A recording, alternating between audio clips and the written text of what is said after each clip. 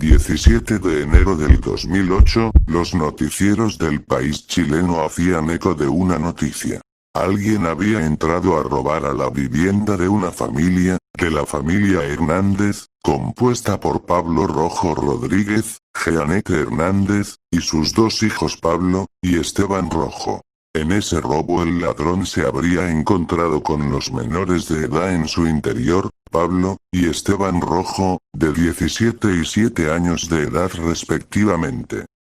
Pablo, el mayor, se encontraba recostado en el living de la casa cuando fue golpeado en la cabeza con un objeto contundente, en repetidas ocasiones, haciéndole perder masa encefálica.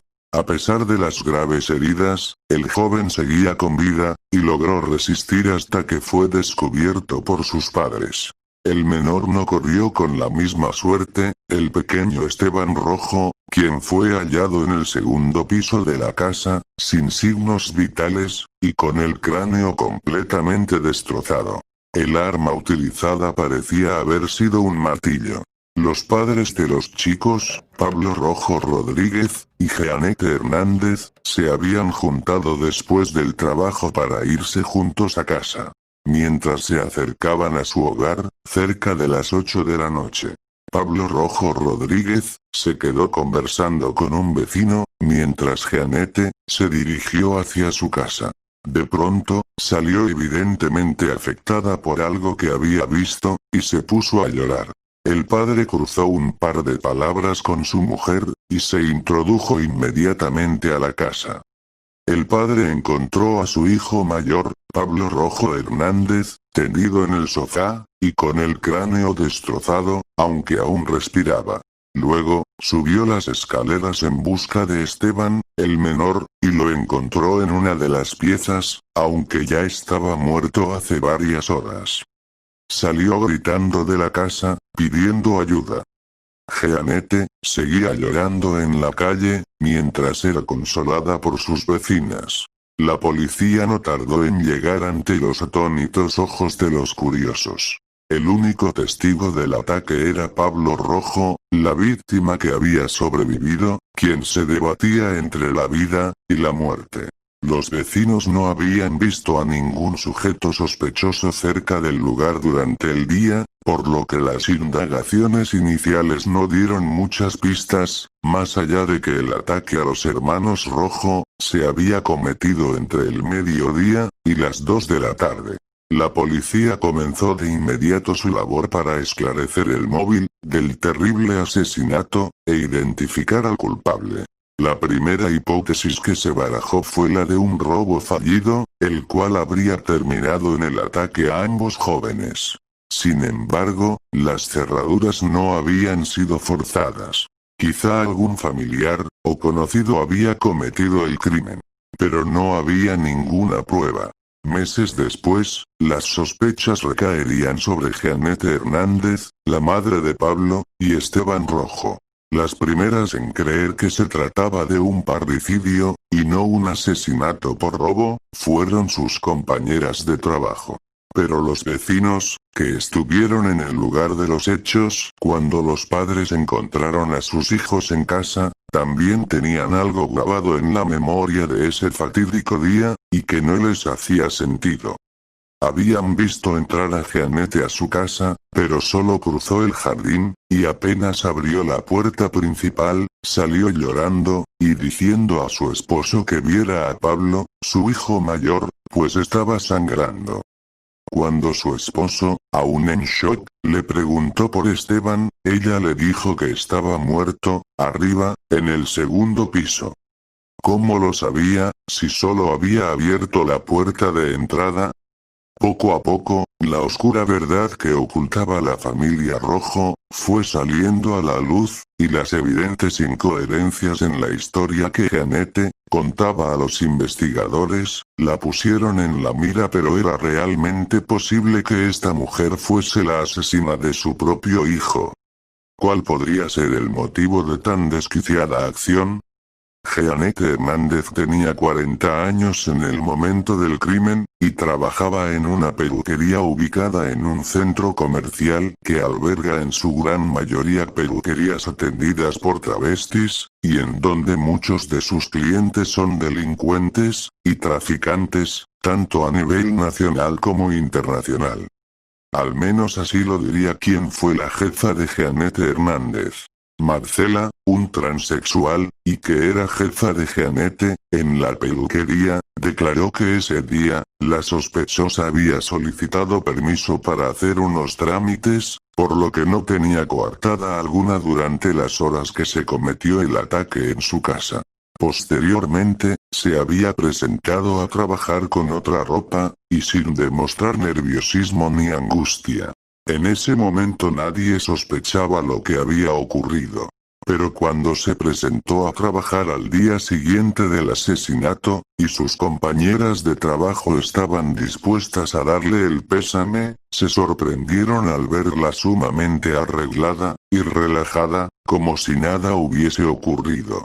La policía seguía presionando a Jeanette Hernández.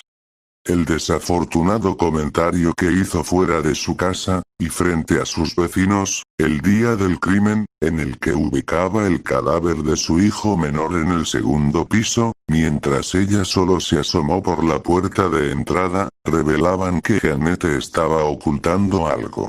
Su esposo, Pablo Rojo Rodríguez, la defendió ante el acoso de la prensa y la policía, quienes estaban interesados en escuchar qué tenía que decir al respecto. Sin embargo, cada vez que Jeanette hablaba, parecía más sospechosa. Primero, señaló como posibles autores del crimen a una pareja de peruanos que se habían ido a vivir cerca de su casa poco tiempo antes, después, a un amigo de su hijo. Luego, habló de un sujeto llamado Carlos, el cual podía haber atacado a sus hijos, y que, además, la había violado años atrás. También aseguró que el día del hallazgo, entró y salió varias veces de la casa, y que vio a sus dos hijos, algo que fue rotundamente desmentido por todos los vecinos que estuvieron con ella ese día. Los investigadores no tardaron en darse cuenta de que Jeanette Hernández era una mitómana. El caso parecía haber dado un giro. La principal sospechosa del brutal ataque parecía ser la propia madre de los hermanos Rojo. Su esposo estaba completamente cerrado ante la idea de que Jeanette fuese culpable. Pero la verdad comenzó a asomar poco a poco, desvelando que Pablo Rojo Rodríguez no era un esposo tan incondicional como parecía. Si bien se le veía muy afectado por la muerte de su hijo menor, y el complicado estado del mayor, lo cierto es que tampoco lo estaba pasando muy bien en su matrimonio. Contando con varios años de casado, parecía exhausto de soportar a su mujer, la cual lo celaba y humillaba constantemente. Habían discutido mucho durante el último tiempo, y Pablo había hecho una de sus maletas, pues planeaba abandonar su hogar. Uno de los grandes problemas era que había trabado amistad, por cuestiones laborales, con Miriam Peña, la rancherita, cantante amateur de relativa fama en la farándula chilena. La joven había hecho buenas migas con Pablo, debido a que ambos tenían intereses musicales similares. Sin embargo, Pablo parecía haber intentado seducirla. Aunque ella se negó. Esto había sido un simple intento de beso que no fue correspondido por Miriam, quien le recriminaba el hecho de que estaba casado. Este le habría llegado a proponer jugársela si ella lo aceptaba. Pero todo quedó solo en palabras. Al parecer Jeanette intuía que algo ocurría, y los ataques de celos fueron terribles. Sobre todo cuando, por cuestiones de trabajo, Pablo debió pasar varias horas con la cantante. Poco duró el montón de mentiras con las que Jeanette planeaba ocultar su atroz crimen. Una a una, sus declaraciones se iban contradiciendo, y se volvían más absurdas, además de mostrarse incomprensiblemente fría y pasiva, como si nada le hubiese ocurrido a sus hijos. No habían lágrimas en sus ojos, ni le temblaba la voz. Tampoco parecía indignada por las sospechas en su contra. La policía procedió a detenerla pocos días después. Por otro lado, Pablo Rojo Hernández, el hijo de Pablo y Jeanette, había logrado sobrevivir. Sin embargo, el pronóstico no era nada bueno, pues había perdido masa encefálica, y si se recuperaba, quedaría con graves daños neurológicos. Con el pasar de las semanas, y ante la insistencia de Jeanette sobre su inocencia, su esposo no dejó de visitarla.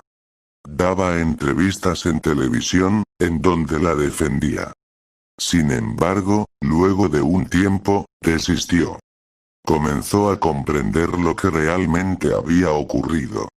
Todo había sido parte de un plan. Jeanette lo castigó, y atacó lo que él más amaba: sus hijos. El juicio a Jeanette Hernández fue seguido de cerca por la prensa nacional.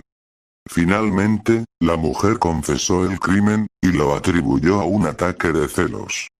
La estrategia de la defensa se basó en dejarla hablar largo y tendido frente al jurado, ya que las incoherencias y extraña actitud de la imputada podían influir a la hora de determinar su condena.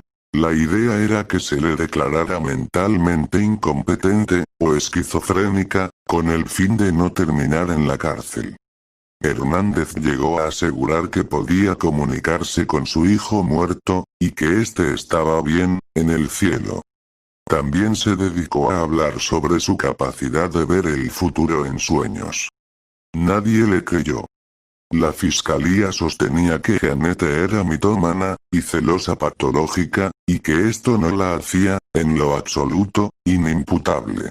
En enero del 2010, Jeanette Hernández fue encontrada culpable del cargo de parricidio, y parricidio frustrado, y fue condenada a 32 años de prisión.